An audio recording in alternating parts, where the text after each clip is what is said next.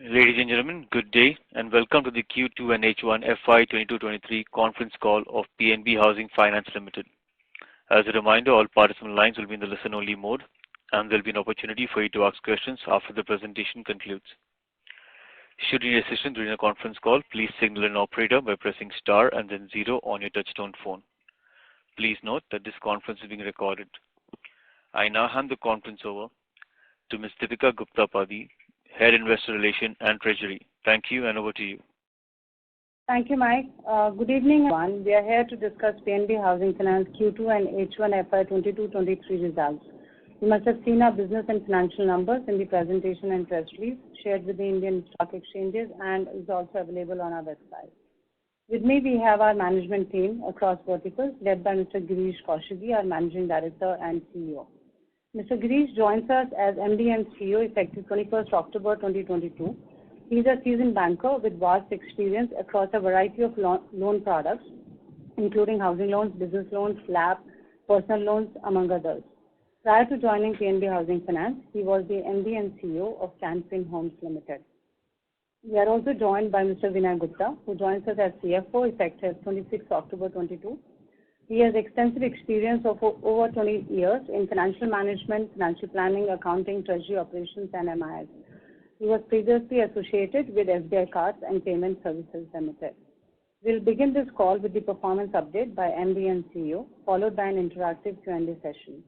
Please note, this call may contain certain forward-looking statements which exemplify our judgment and future expectations concerning the development of our business. These forward-looking statements involve risks and uncertainties that may cause actual developments and results to differ materially from our expectations. PNB Housing Finance undertakes no obligation to publicly revise any forward-looking statement to reflect future events or circumstances. A detailed disclaimer is on slide 25 of the investor presentation.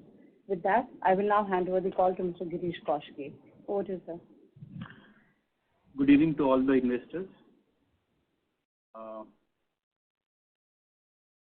Welcome to Q2 and H1 earnings call of PNB Housing.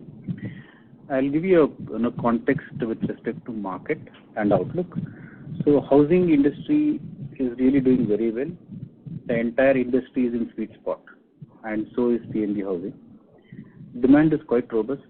Demand which started after COVID, FY21-22, Q3 onwards, to be specific, October onwards, demand has been quite robust. In spite of intermittently disruptions by a quarter or two because of COVID second wave and third wave, I think demand has been quite robust. Real estate as a space has revived with more than 1.5 years, and this cycle would last for next 4 to 5 years. Interest rate, even though the rates have gone up in last little over a year's time, still the affordability is pretty high. And demand is quite robust across all geography, across all segments. And if you look at the industry, I think industry will be able to post a growth of about 12 to 13% this year over last year. This is about the industry and the outlook. Coming to PNB Housing, let me give you numbers, some data points on 3 parameters. One is a Q2 YOY. And number 2, H1 this year compared to H1 of last year, and of course Q2 over Q1, that is sequential. I think we need to very clearly segregate retail and corporate. To start with, I'll give you consolidated numbers and then I'll get into retail and corporate separately. If you look at Q2 performance on a YOY basis, there has been a growth of disbursement by 21%. The book on a consol basis has degrown by 4%, but if you look at retail, there is a growth of 4%. In terms of revenue, the growth is about 6%. PAT is close to 12%. Yield, of course, is not comparable on a YOY. Of course, we have to compare yield on a sequential basis. Yield for Q2 at a book level is 10.7%. COF was 7.32, spread of 3.38, NIM of 4.14, GNPA 6.06, and net NPA of 3.59, CAR at 24%, and leverage of 5 times. Now talking about retail quarter YOY, disbursement growth of 24.5%, book has grown by 4%, and if I have to talk about retail GNPA, it is 3.39, down from 3.53%. For corporate, the book has, I think disbursement growth is negative 48% because we are degrowing corporate book.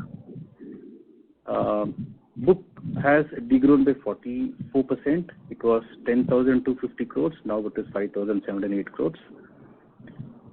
GNPA, I've given you for the overall numbers. So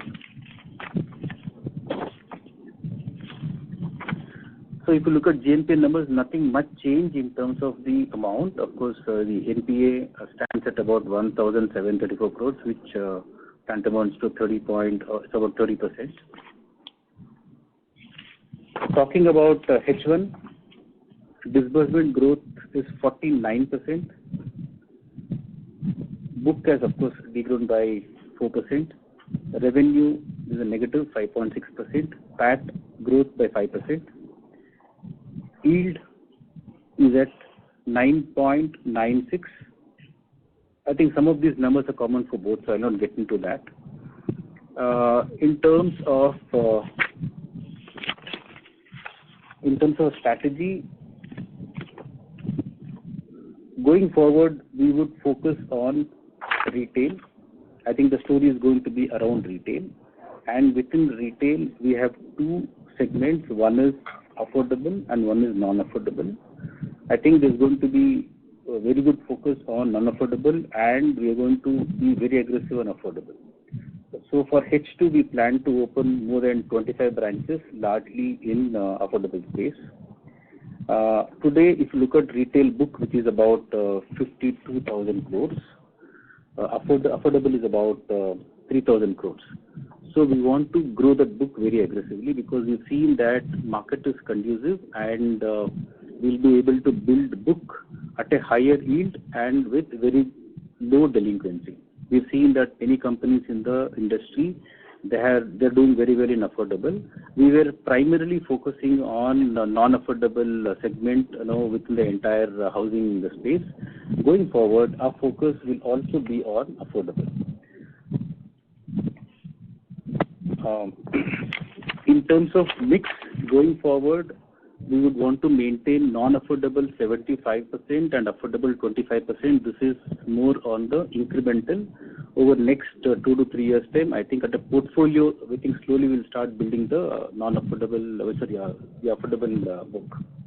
In terms of HL and non-HL, we want to reach to a stage where our HL is 75 and non-HL is 25. Today, if you look at a portfolio level, our non-HL is about 28%. We are trying to change our entire IT infrastructure. It might take about 15 to 18 months time. So this will help us in better delivery to our customers in terms of PATs, in terms of trying to integrate with various APIs so that we can fast track our decision process. We had a challenge of book depletion, so we have a very strong retention team. If we have to compare quarter 2 vis-a-vis quarter 1 of this year, we were able to arrest BT out. In quarter 1, BT out was about 1,350 crores, and in quarter 2, this number is about 1,100 crores. So going forward, this number is likely to come down. In terms of total closure, quarter 1 was about 3,450 and quarter 2 is about 3,150. And this is on a growing book. This being my first earnings call, I thought I should give more time for all of you to ask questions because we'll have a lot of questions to ask. Before I open the forum for Q&A, there's one thing which I want to clarify on the provisioning, because there has been a significant increase in provisioning compared to quarter 1. Quarter 1 was 49 crores and quarter 2 is 243 crores. So this 243 crores has 3 parts. One is the ARC sale, second is written off, and the third is we have provided 60 crores additional. So, and this apart, I think there has been slight increase in the ECL provisioning. So this 243 actually has 4 components. So you should read from 49, the number in quarter 2 has gone up to 80, and the rest is write-off, ARC sale, and additional provisioning. In terms of credit cost, for quarter 2, it is slightly on the higher side. It's 1.54%. H1 is 0.94, and for the whole year, we are expecting credit cost to be around 1%. So I would request to open the floor for Q&A. Thank you. We will now begin the question and answer session. Who wishes to ask a question may press star and 1 on the touchtone telephone. If you wish to remove yourself from the question queue, you may press star and 2. Participants are requested to use handsets while asking a question. Ladies and gentlemen, we will wait for a moment while the question queue assembles.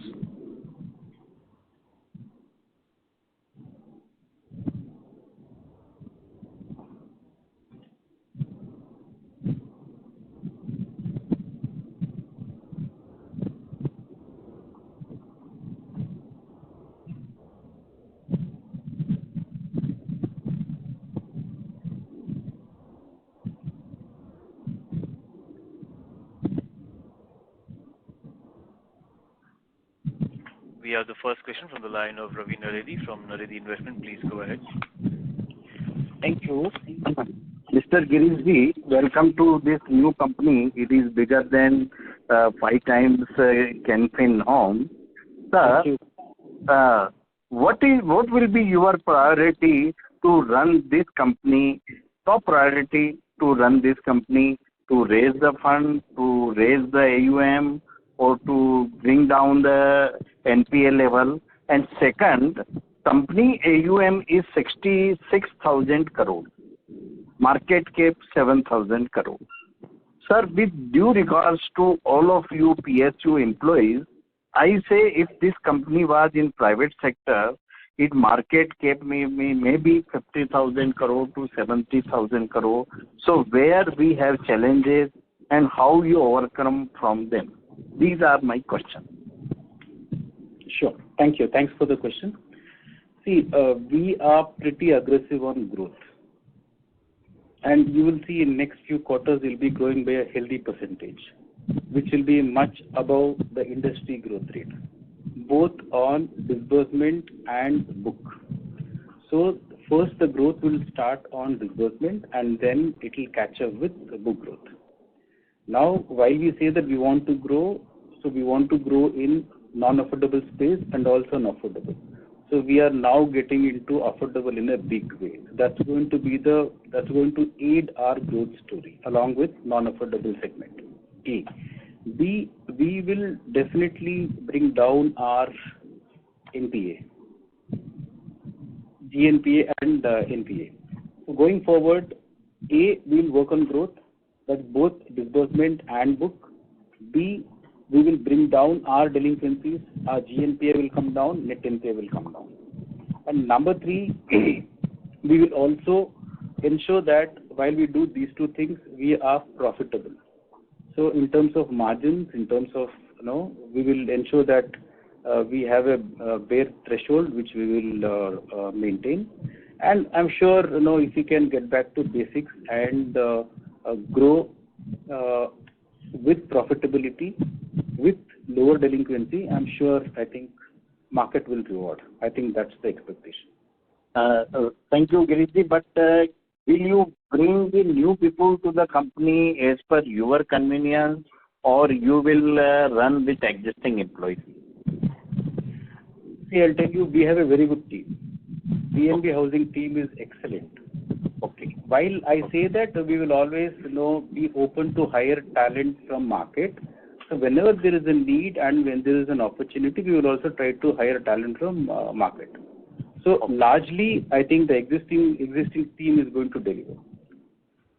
Okay. Thank you very much for your reply. Thank you. Thank you. We have the next question on the line of Simran from Omkara Capital. Please go ahead. Thank you for taking my questions. First of all, congratulations for the good set of numbers you have posted. Thank you. And all the best for your new journey in the PNB Housing Finance. Now, Thank you. Sir, I have three questions. First is, what's the company focus on the gross NPAs going forward? Second, and second question is on the loan growth front, because we are seeing the very flattish sort of loan growth over the quarters. And third, where you see the cost of borrowing of the PNB Housing Finance is going to be on the peak in the upcoming quarters. Yes, three questions, sir. Yeah. So in terms of growth, I mentioned that if you look at H1, I think we've grown by over 49% is the growth. I'm talking about disbursements. So book will catch up. So probably this year we'll see growth in book by about very close to 10%, right? 1 year from now, or maybe 5 quarters from now, we should be able to see growth in book of over 15%. Okay. On a steady state in the long run, our disbursement growth, at least for next few years, is going to be 25%, and book growth will be 18%. Okay.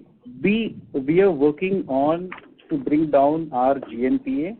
As I told you, the story is going to be on retail, because corporate book we are degrowing the book, and obviously on a depleting book, the NPAs would look on a higher side.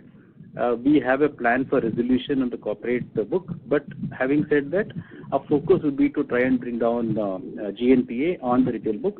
So you will see that progressively going forward from this quarter onwards, there will be improvement in GNPA. So it might take some time, but definitely you will see the GNPA coming down quarter on quarter from this quarter. Great. And sir, my third question was that where you see the cost of borrowing is going to be peak for the PNB Housing Finance in the upcoming quarter? See, we are part of the system, and therefore we'll have to operate within the system. But today, given the context of where a company stands, definitely our cost is going to be slightly high. Today we are talking about cost of 7.32%. But when we get our growth story on, when we see that the delinquencies are coming down, I'm talking about GNPA. Anyway, we are high on liquidity, and once we improve our quality from now onwards, we will also get the cost advantage. As of now, the cost of borrowing is 7.32. I expect in next 2 to 3 quarters time there could be increase in cost in the industry by about 0.5 to 0.6%. And to that extent, we will also try to pass on that to customers. And as I mentioned earlier, we will definitely maintain profitability. To that extent, for me, the starting point is profitability, margins, because we have very less control on cost, and therefore we would get fixated on the margins, and then accordingly try to adjust the yield. And we are focusing largely on affordable from now onwards. There we have a higher yield opportunity, and even we'll be able to grow the book because we see less competition in tier 2, 3 and 4 cities vis-a-vis compared to large cities and tier 1 cities. So we have an opportunity of building book at a higher yield. Therefore, we'll be able to maintain margins. I think all these things will happen parallelly. It's not sequential. Okay. So on the cost front, it might go by another 50 or 60 bips in next 2 to 3 quarters time, and we are ready to absorb that and still grow at a healthy rate. Great, sir. Great. And your focus is primarily driven on the affordable going forward, if I'm right? No. Today our focus is retail. If you look at my retail book, it is 52,000 crores. Out of 52,000 crores, 3,000 crores is affordable. We see opportunity in both affordable and non-affordable. But today, if you see, our concentration is on non-affordable, which is about 49,000 out of 50,000. So we want to grow non-affordable space. At the same time, we want to get aggressive on the affordable space as well, because we don't see too much of a difference in the portfolio quality between affordable and non-affordable, and therefore we want to get into affordable. I'm talking about the industry. So we will get very aggressive on affordable, and we will continue to be aggressive on non-affordable. So our focus is going to be on retail, two segments, affordable and non-affordable. Great, sir. Great. Nice to hear this. And sir, all the best for the upcoming quarters and the upcoming years. And wish you all the best. Thank you, sir. Thank you. Thank you. Thank you. Participants who wish to ask a question may press star and one on your touchtone telephone. Participants who wish to ask a question may press star and one on your touchtone telephone. We have the next question on the line of Dipti Kothari from Kothari Securities. Please go ahead. Hi, sir. Thank you for the opportunity. So, sir, my question was on that, do we have any significant update on corporate resolution? We have an update, but at this point in time, let me be honest with you, our corporate book is depleting. Every quarter there is a runoff, and this book is now 5,700 crores. If you look at my overall book, I think it's less than 10%. And going forward, we are going to grow very aggressively on the retail side. On the corporate side, we are working on some of the accounts. So only thing is, since considering the nature of these accounts, the resolution may take slightly longer time. So I won't be in a position to give you a definitive time frame as to what would be the resolution, let's say, in next 2 quarters, 3 quarters, 4 quarters. But we are working on resolution, so we will see that coming through in next 3 to 4 quarters time. In next quarter or two, I won't be able to commit on that because we are still working on some of the accounts. Okay, sir. And have we taken any write-off in this quarter? So I mentioned that out of total provision of 243, 80 crores is ECL, and the balance has 3 components. One is write-off, one is ARC sale, and we have provided 60 crores additional.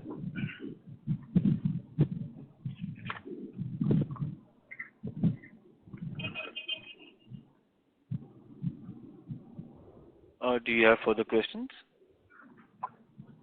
Hello? Yes, ma'am, please go ahead. Ms. Dipti, can you hear us?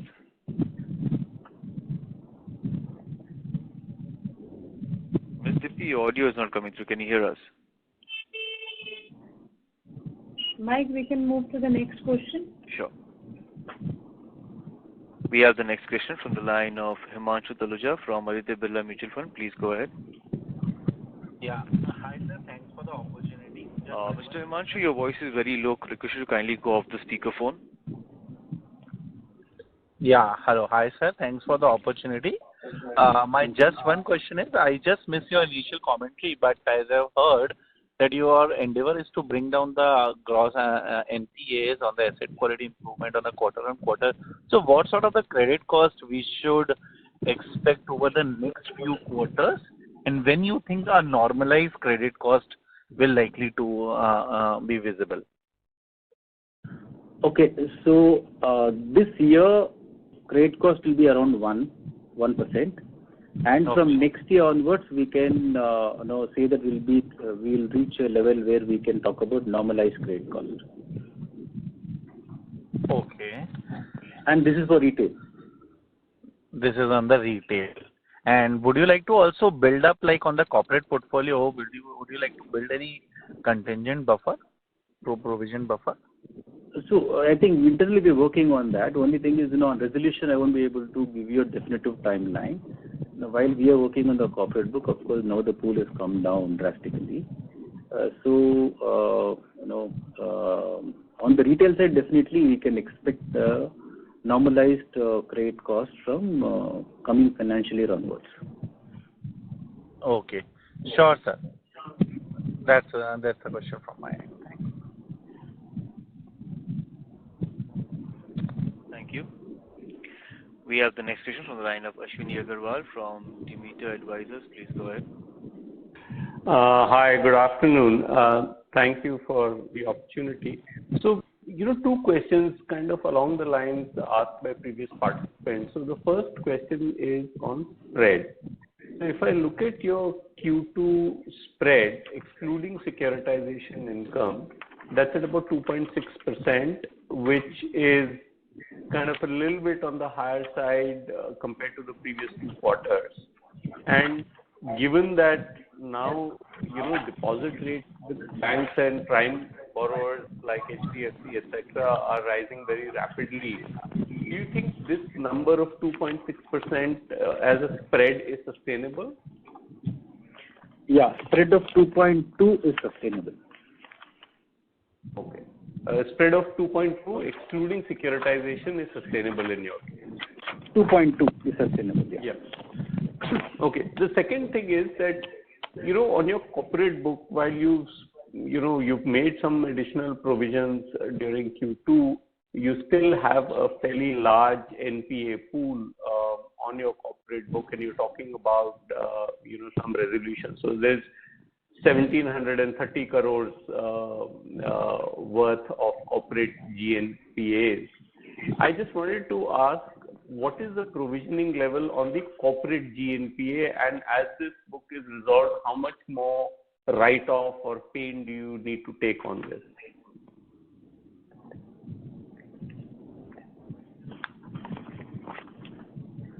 So, on the corporate book, the book is about 5,700 crores.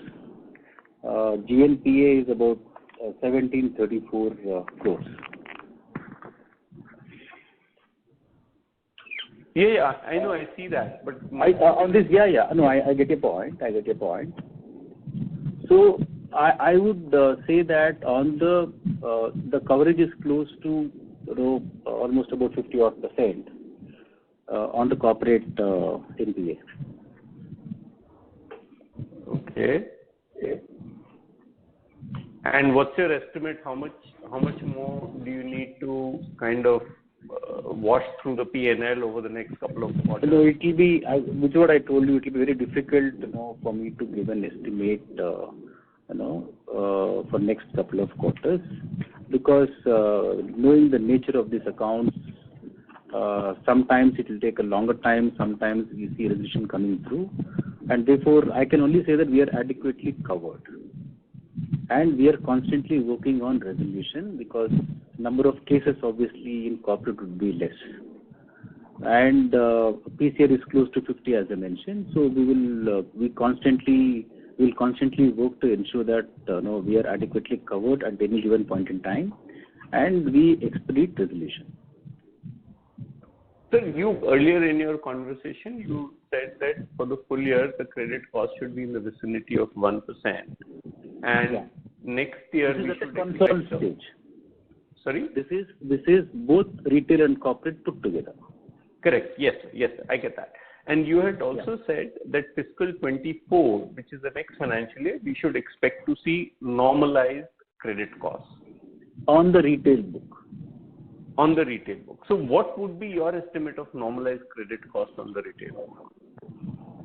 Given the fact that what we have seen credit cost on the retail for last few quarters, it should be in the range of 40 to 50 bips on retail. 40 to 50 bips on retail. So if you work with a 2.2% spread, and I'm assuming your leverage will remain around 5x, because your rating sort of needs to be maintained or improved, and your cost to income ratios remain under control, and 40 to 50 bips of credit costs. So what kind of normalized ROA and ROE do you think you could expect, say 3 or 4 quarters down the line? See, I mentioned 2.2% spread as a threshold. Mm-hmm. So it could be higher.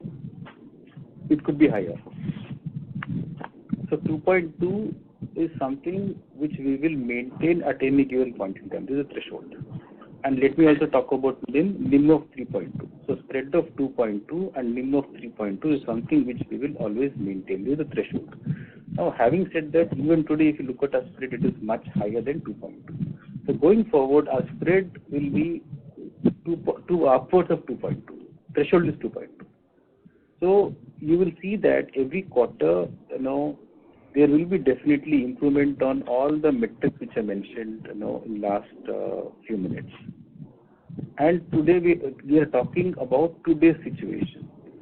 So next 3 to 4 quarters down the line, you will see most of the parameters improving, and even the return ratios will improve. And so the last question is that, let's talk about the retail NPAs. You're saying that your retail GNPA ratio will also decline, and it has been declining. The absolute GNPA on the retail side peaked at about 2,600 crores, and it's now down to 1,759 crores, so it's been coming off. So what are you doing or can you help me understand what's driving this? Is it just the economic situation where people are feeling more positive and are paying up, and some of your restructured loans are coming back, or is there a change in the way you are pursuing retail business? Okay. The resolution in retail on the GNPA would be much faster vis-a-vis compared to corporate, number one. And within retail, we work on pre-delinquency management and post-delinquency. So pre-delinquency, we use business intelligence to identify customers who would get into stress, and we cure them before they could become delinquent, A.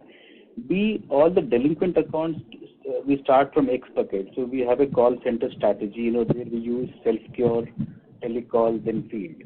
Right? So for each bucket, whether it is, 0 to 30, 1 to 30, 31 to 60, or 61 to 90, or 90 plus, which is basically NPA, or recovery. So for each of these categories, we have a strategy.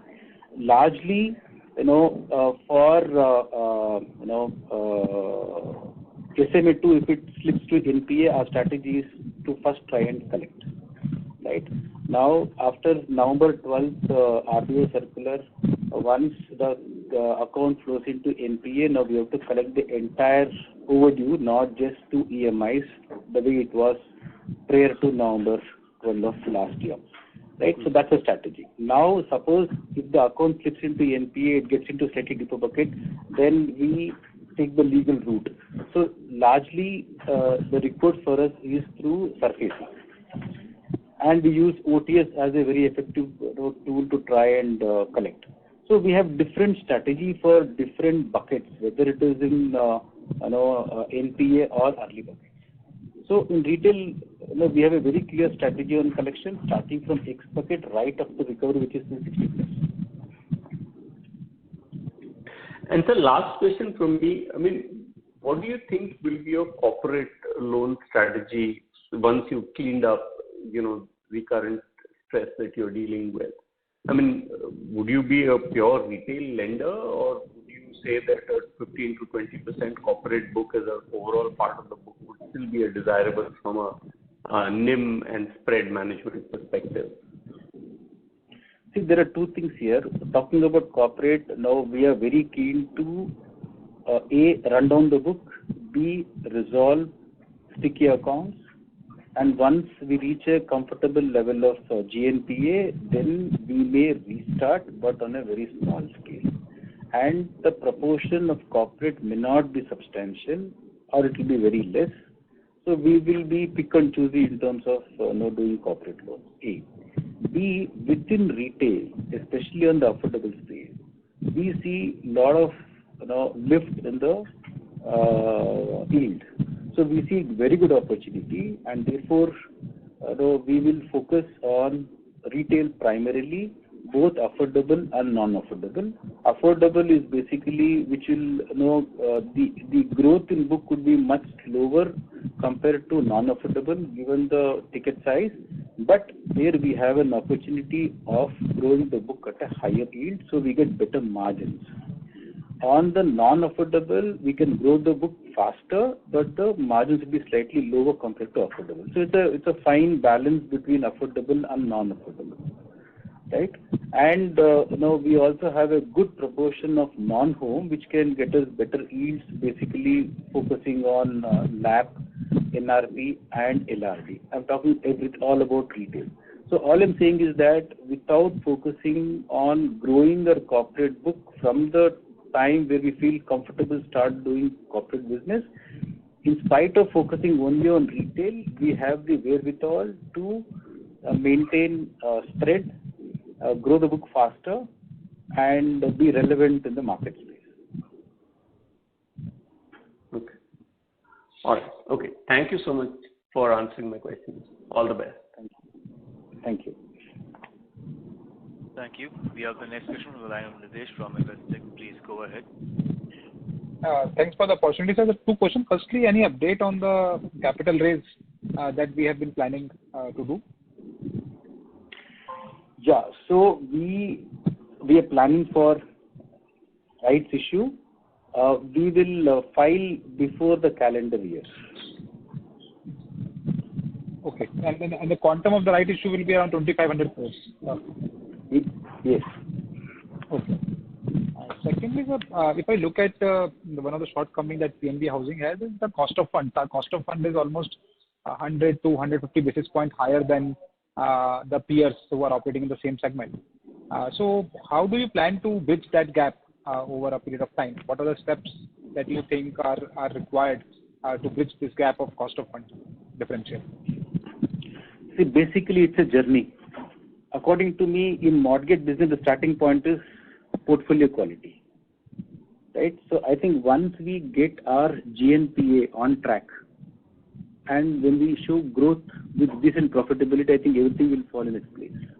So cost of funds, which today for PNB Housing is slightly on the higher side, I think over a period of time it will come down. And maybe a few quarters down the line, we'll be able to raise from the market, at a much better rates. So it's a journey. So we need to take this course. We need to go through the journey and ensure that we get all our pieces right. Few quarters from now, we won't be talking about high cost of funds for PNB Housing. Okay. So the focus is on asset quality, and if asset quality improves, we will automatically see. Our focus is very clear. Our focus is on growth, asset quality, and profitability with high liquidity. This is our mantra. So these are not sequential. Everything is parallel.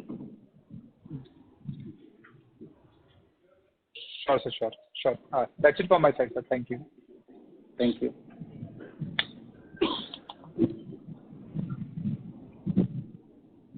Thank you. We have the next question from Sukriti Jiwarka from Lebanon Capital. Please go ahead.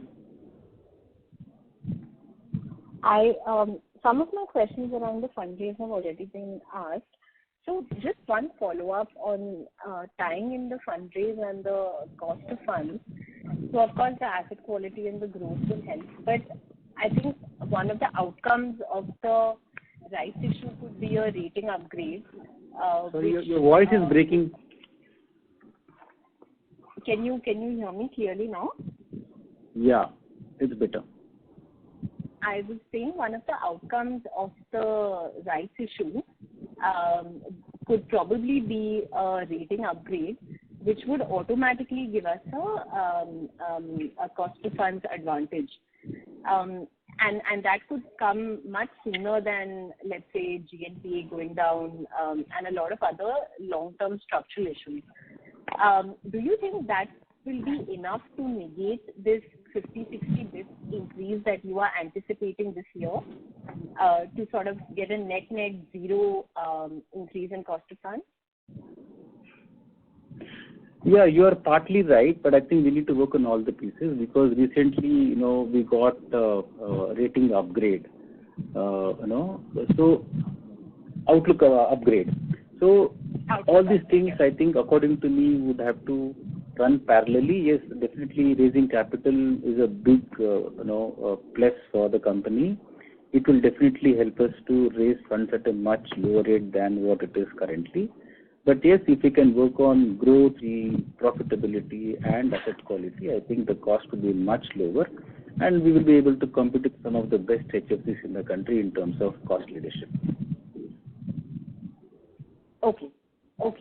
And second question is, when you talk about affordable, you mean the Unnati kind of loans that PNB was already doing, right? You don't mean the sub 10 lakh loans that, let's say, an Aavas or Housing Home First would be doing. See, affordable means up to 35 lakhs. That will be a focus in the affordable space. No, can you narrow that down? Is this because it's a very wide range, and you at some point you start need to building different verticals and capabilities and teams, because we don't have too many examples of one HFC doing a 6 lakh loan well and a 40 lakh loan well. No, I think we have quite a few HFCs, who are focusing on both affordable and non-affordable space. I think as far as PNB is concerned, we are building capability. It's already on course. We will have a separate team to manage affordable business. While we are already there in the non-affordable space, we see a lot of opportunities. So we'll build a team to manage affordable. So in terms of the difference between affordable and non-affordable, one in terms of ticket size, I think more than ticket size, in terms of profile, probably, I'll give just one example. Affordable would be basically, focusing on tier 2, tier 3, tier 4, and urban outskirts pocket, A, in terms of geography. B, in terms of profile, Cat B corporates and Cat C corporates. In terms of builder, Cat B and Cat C developer. When we talk about non-affordable, it will be focusing on Cat A corporates, Cat A builders, and focusing on top cities and metro. I think these are the 3-4 differences. Of course, there are many more. I just thought let me give you a flavor of affordable and non-affordable. So we see opportunity in both, and we don't see too much of a difference in the book quality at an industry level. So for PNB housing, it's a journey for us. We need to definitely bring down a GNPA. We are working on that. But the book we are going to build henceforth would definitely be, at a far lower, delinquency. Okay, got it. Thank you so much. Thank you. Thank you. We have the next question on the line of Amaya Gawande from Metaverse Equity Fund. Please go ahead. Yeah, hello. First of all, congratulations first, and best wishes for the future endeavors. So I just have a couple of questions. So first is with respect to Unnati segment. What were the disbursement numbers, and were there any runoffs for the quarter? See, I think at this point in time, talking about Unnati, because we are just starting that now, we just started, so we want to scale it up. So today, if you look at the numbers, it will be, very less. If we look at our total disbursement, I think Unnati would be close to about 11-12% of the total disbursement. But going forward, incrementally, we want to scale affordable or Unnati to, up to 25% incrementally. And sir, about the runoffs? We don't see too much of a difference between affordable and non-affordable at this point in time. Okay, sir. And sir, second question is with respect to the growth you will be chasing for next 3 years. If you could just give some numbers. So I think in the opening remarks I mentioned about this, we'll be focusing this year the growth on disbursement would be about 40-odd%, and growth in book would be about close to 10%. Now, from next year onwards, industry would grow at about 12-13%. On book, we would grow at about 18% and disbursement 25%. Yes, thank you. Thank you.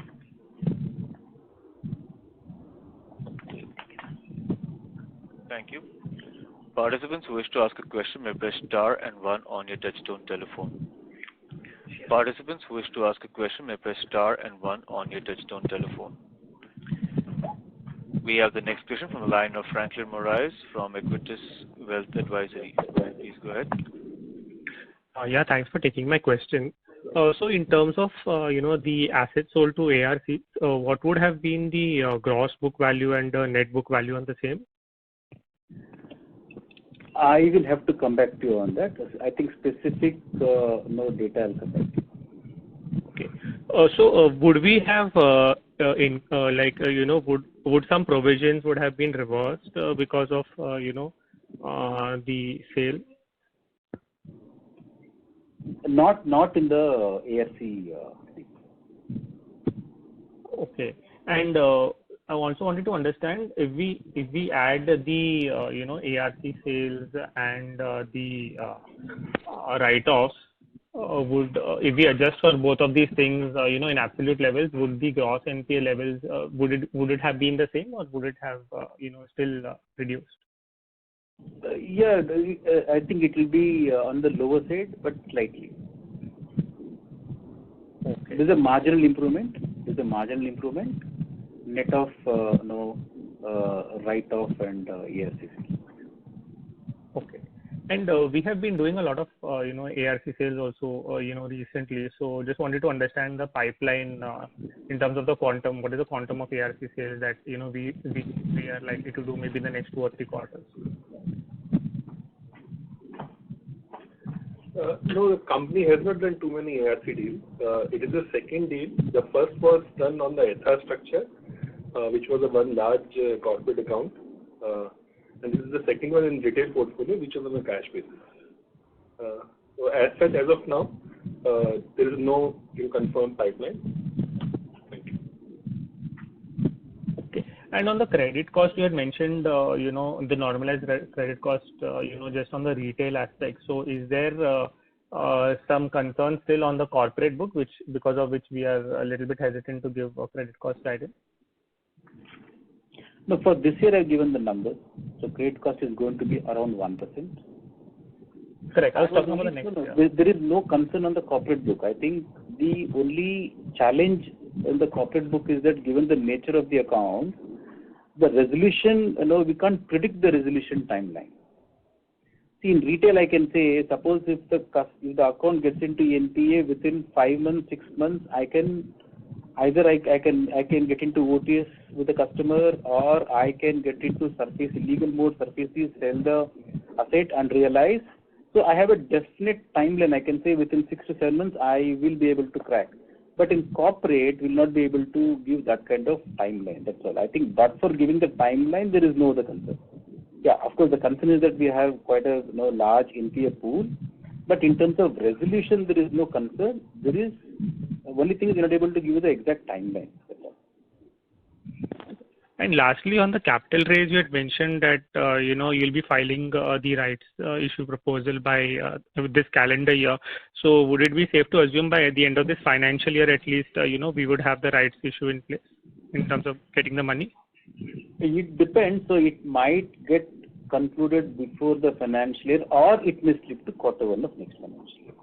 Okay. But Q1 is kind of the outer deadline, at least in terms of. I would say, I think before close of Q1, probably it would get concluded. Okay. Fair enough. Thanks and all the best. Thank you. Thank you. That was the last question. I would now like to hand it over to the management for closing comments. Thank you everyone for joining us on the call. If you have any questions unanswered, please feel free to get in touch with Investor Relations.